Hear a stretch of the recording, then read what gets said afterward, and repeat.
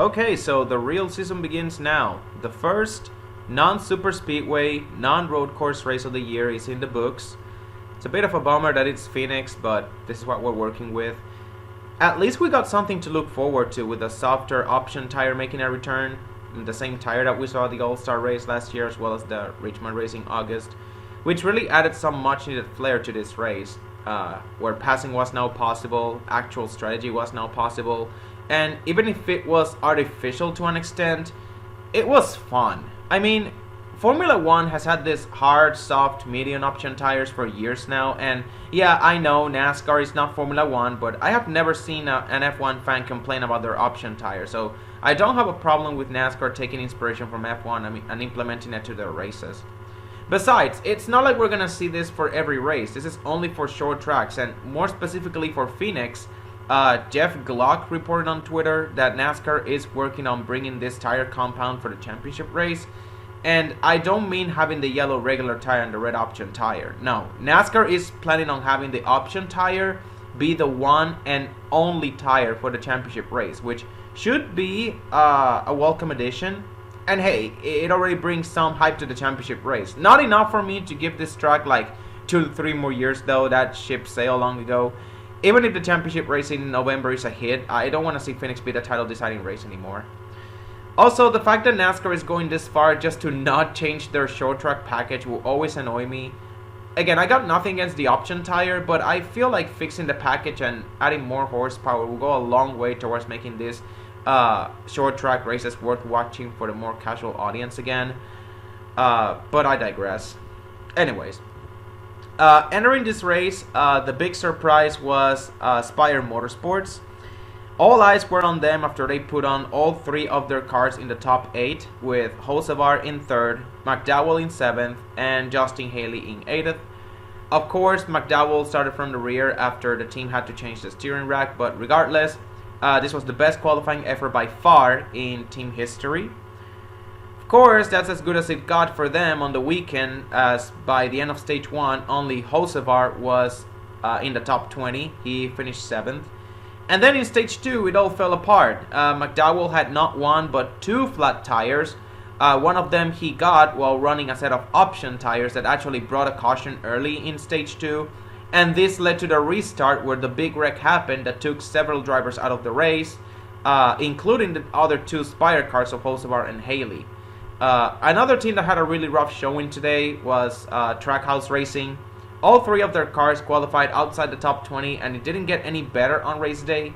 As a matter of fact, the only good result they had was Chastain, Ross Chastain's 11th place finish. SVG got involved in that same big accident that also took out the Spire cars, as well as other notable names like Chase Briscoe and Brad Keselowski. And Suarez, while running in the top 10, taking advantage of the option tires, giving him some much needed track position. He got taken out by the lap car of Catherine Legg after she spun right in front of him on the backstretch and he had nowhere to go. Catherine Legg, by the way, this was her Cup Series debut. This made her the first woman to start a NASCAR race with this Gen 7 Cup car. And while she did spin out early on lap 5, she was doing a pretty decent job, all things considered. Just logging laps, keeping the car in one piece. And given how many cars DNF today, I could have seen her with a chance at the top 25 if she kept it clean the rest of the way. Unfortunately, she had that incident with the 99, like I said, after spinning out trying to avoid making contact with, I believe it was Josh Berry. Her inexperience with stock cars really showed there. And yeah, some fans will question her being allowed to race in the first place. And to that I say, look, it's not like she will be running part-time, okay? This was just a one-race deal. If NASCAR knew that she had more like Cup Series starts planned for her, they would have mandated her to run like the ARCA race or the Xfinity race a year before so that she can get more, experience in ovals. But since it's a one-race deal, NASCAR figured like, yeah, they could get her approved. And with a part-time backmarker team, she wasn't running, say, a Project 91 Trackhouse car, for example. She wasn't, the expectations were already low to begin with, and this is what people need to learn. They need to learn how to manage their expectations when it comes to this, like, international drivers. Like, yeah, their stock car racing experience is limited, and they might have moments where they don't, where they look like they don't belong. But if you don't turn laps, you don't learn. Everyone's got to start somewhere. That's where I'm getting at. Also, I've seen some people act like she's just undeserving of that opportunity because she just hasn't accomplished anything of note. And again, I say to that, look up who Katherine Legge is.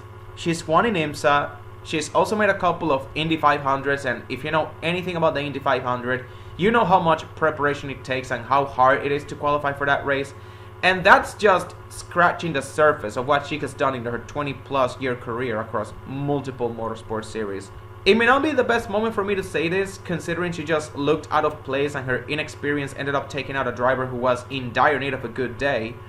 But regardless of how she performed after the fact, Katherine Legge was 100% deserving of the opportunity in the first place. What happened on track is a whole different conversation, but the opportunity she got was well deserving. Speaking of the option tire, because this is what I wanted to focus on next, while it did have its moments in the short run, that tire takes so long to fully wear out. And I know drivers were saving them in the longer runs, and that's partially why they lasted as long as they did. But still, especially with so many cautions in the second and third stages, I feel we didn't get to see the full potential of these option tires during this race. A part of me feels that if we had the long green flag runs we're usually accustomed to, and I mean like the very long green flag runs with pit stops included, if we had that, I feel we could have seen more teams try the option tire sets early on, because track position matters a lot at Phoenix. So I figure if there were plenty of long green flag runs, we could have seen drivers like gradually shift into the option tire to gain back their track position ASAP. Instead, however, all of these cautions caused most of the leaders to save up both their sets of option tires for stage 3, which put them at a major disadvantage, or rather major advantage, I should say, for the final portion of the race. And since the leaders were all on the same strategy, it pretty much devolved into your typical Phoenix race. You know, the only difference being that passing was slightly easier due to the tire fall off and some guys running the regular tires because they had used their option sets early on. Among those being Suarez, as well as Ryan Preece, who was actually the first guy to try these new tires out, and he ended up going from 33rd to 3rd in stage 1. Joey Logano was also forced into using one of his option sets early on after being penalized for a restart violation that, in all honesty, was a pretty close call. I'll say 50-50.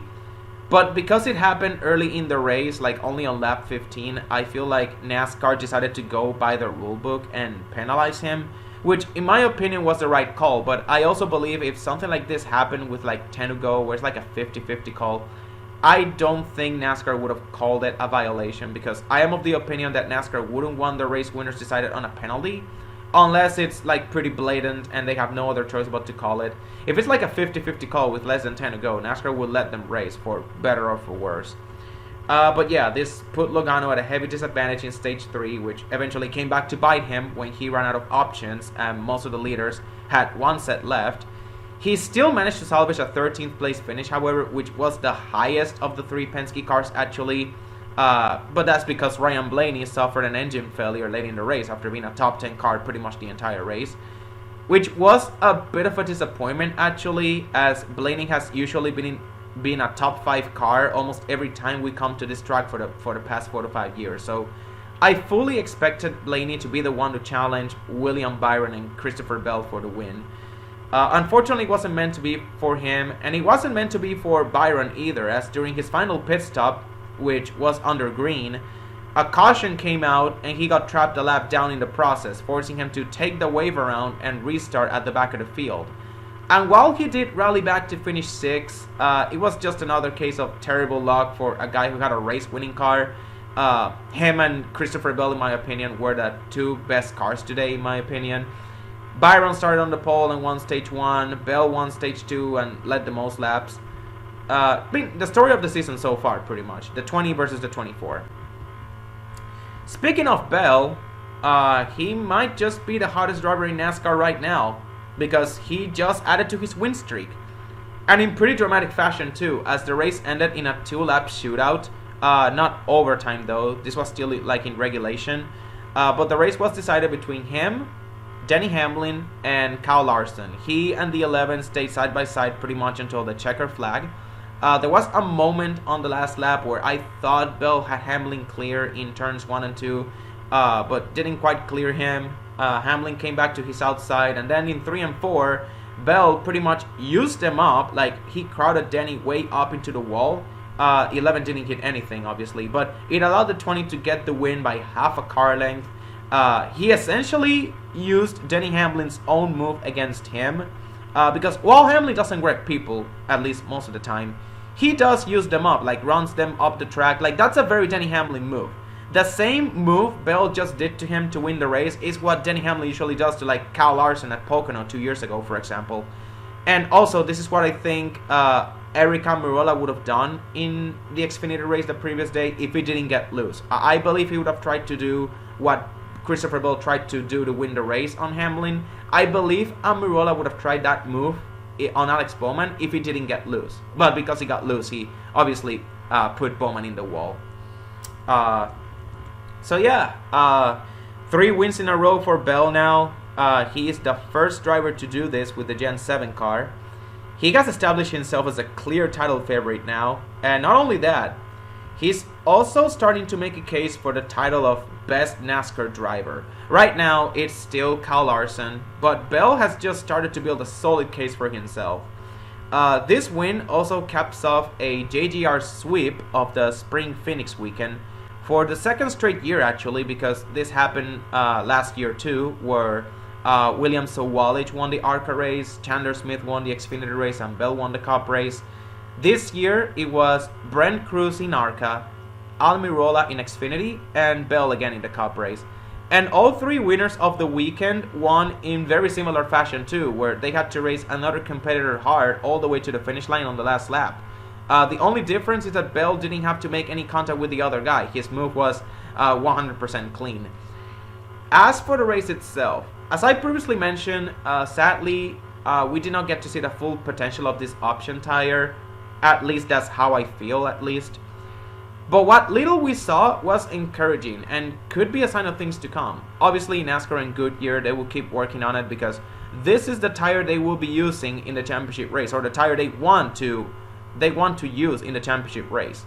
Which, in my opinion, is a great move. They really need to fix the wear on it, though. The benefits it brings you in the short run, they far outweighs the long run fall off. Even without saving tires and going hard on them all the time, they don't fall off as fast as you think. And if we go by the data on practice speeds, it takes about 50 laps into a run for the option tires to fall behind the regular tires in terms of pace. And for reference, the fuel window is from 80 to 90 laps, give or take.